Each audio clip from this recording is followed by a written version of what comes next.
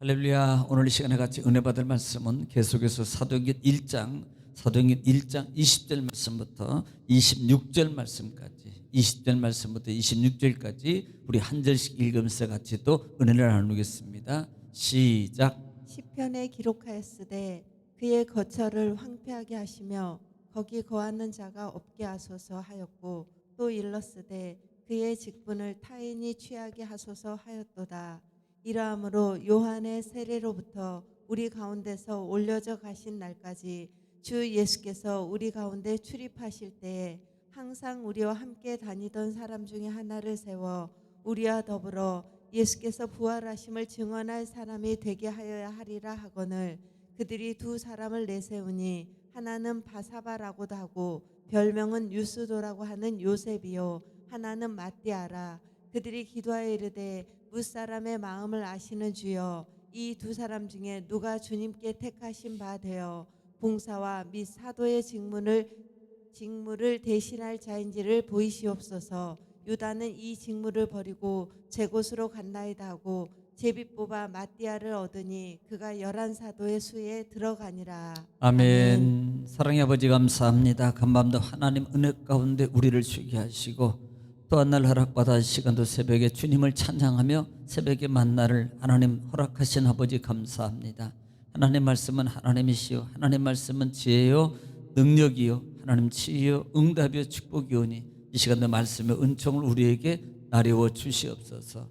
예수님의 이름으로 기도 올려옵나이다. 아멘. 할렐루야. 하나님은 여전히 오늘도 말씀을 통해서 우리에게 말씀하십니다. 그러므로 하나님의 말씀을 받을 때 우리가 받는 마음의 자세가 중요합니다. 내가 하나님 앞에서 하나님의 음성을 듣는다는 자세로 여러분 경청하면 신명기 28장 1절로 14절의 말씀이 그대로 이룰 줄 믿습니다. 또 말씀이 선포될 때 우리가 입을 열어서 소리를 내서 화답해야 될 단어가 있는데 그것은 아멘입니다. 아멘은 하나님께 영광을 돌린다는 의미고요. 아멘은 우리 마음의 신앙을 고백하는 겁니다. 그 다음에 아멘은요, 우리 속에 있는 기도를 하나님께 여러분 올리는 겁니다. 그러므로 말씀이 선포되고 또 말씀을 읽을 때 아멘함으로 아멘의 응답과 은총을 받는 여러분 되시기를 다시 한번 주의 이름으로 축원합니다. 자, 우리는 계속해서 마태복음 1장만 우리는 계속해서 사도행전 1장 말씀을 통해서 같이 은혜를 나누고 있습니다. 여러분, 이 사도들의 행전, 즉 사도행전 사도들의 행전이라 그랬고 그 다음에 성령 행전이라 그랬습니다. 자, 이 중요한 주제는 지금 예수님께서 이 예루살렘을 떠나지 말고 그 다음에 너희가 내가 베풀 성령 세례를 받으라는 거예요. 주의 의지가 지금 너희는 예루살렘을 떠나지 말고 성령 세례를 성령을 받으라 이렇게 말씀하고 있는 겁니다. 그 다음에 예수님이 하늘로 올라가게 돼요. 그 다음에 승천하시게 되고 그 승천하신 가운데 이후에 또 후에 이제는 제자들이 지난 시간에 감람산이라는 곳에 있었을 때에 누가 나옵니까? 베드로가 나오죠.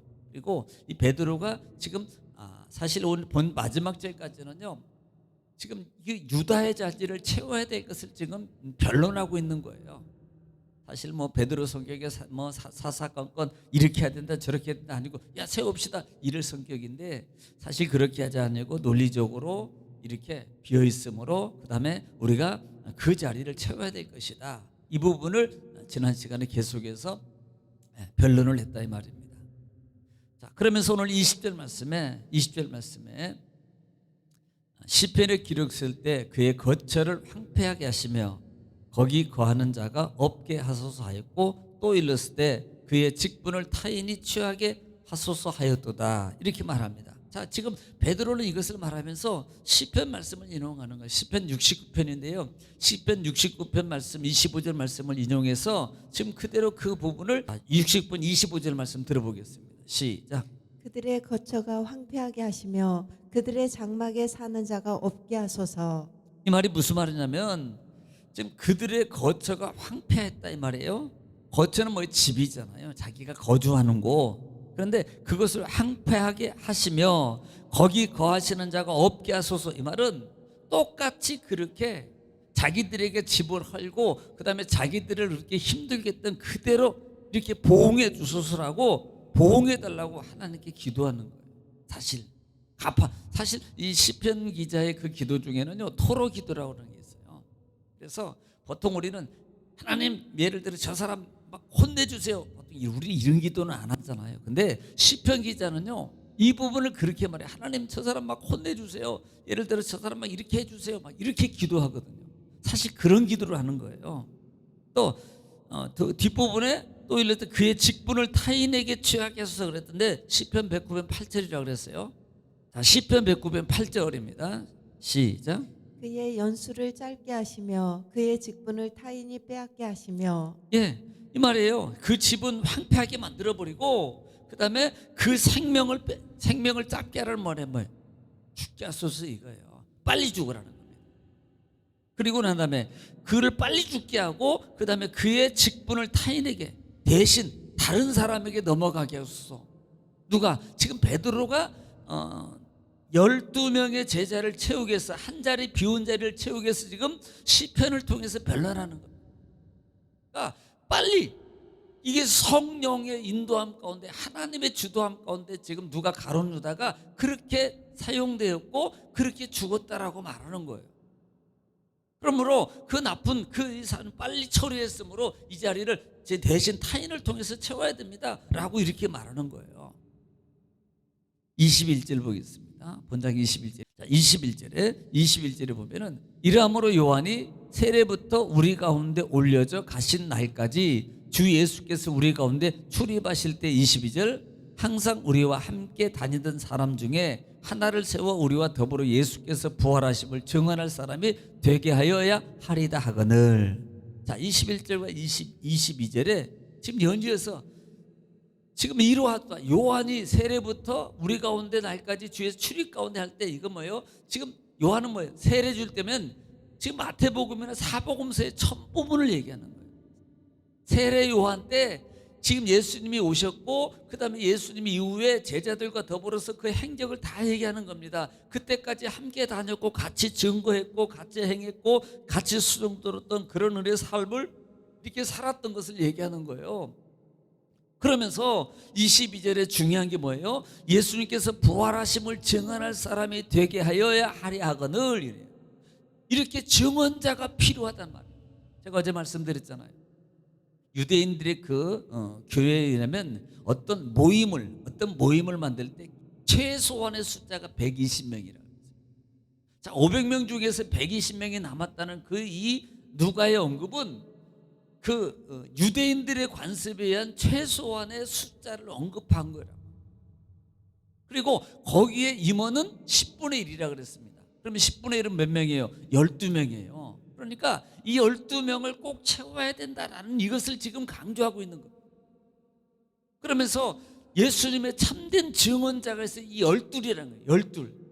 이 12자리를, 이 증언자를 꼭 사람이 되게, 당연히 이것은 마땅히 증언할 사람을 이 자리에 채워야 됩니다. 왜 그런지 아세요? 이것은 예수님이 먼저 세우셨어요. 예수님이 12일이라는 숫자를 예수님이 세우셨다. 예. 그리고 예수님은 친히 말했거든요. 너는 나의 증인이 되어야 될 것이다. 후에 이 일을 너희들이 감당해야 될 것이다. 그러므로 이 베드로가 이 부분을 기억하고 이런 변론을 지금 내세우고 있다 이 말입니다. 그래서 23절에 그들이 두 사람을 내세우니 하나는 바사바라고 하고 또 별명은 유스도라 하고 하나는 요셉이요 하나는 마띠아라 이렇게 말합니다. 자, 지금 여기서 나오는 두 사람을 내세우는데, 한 사람은 바사바예요. 그러니까 별명은 유스도, 그러니까 요셉이라고 하고, 하나는 마띠아입니다. 자, 바사바와 요셉의 이것은 히브리 방식이에요. 그러니까 히브리식으로 이름을 쓰면은 이 바사바라는 이를 쓰는데, 이 바사바라는 이름의 뜻이 말하면 안식의 아들이라 그래요. 보통 왜 안식일의 아들이라 그랬을까?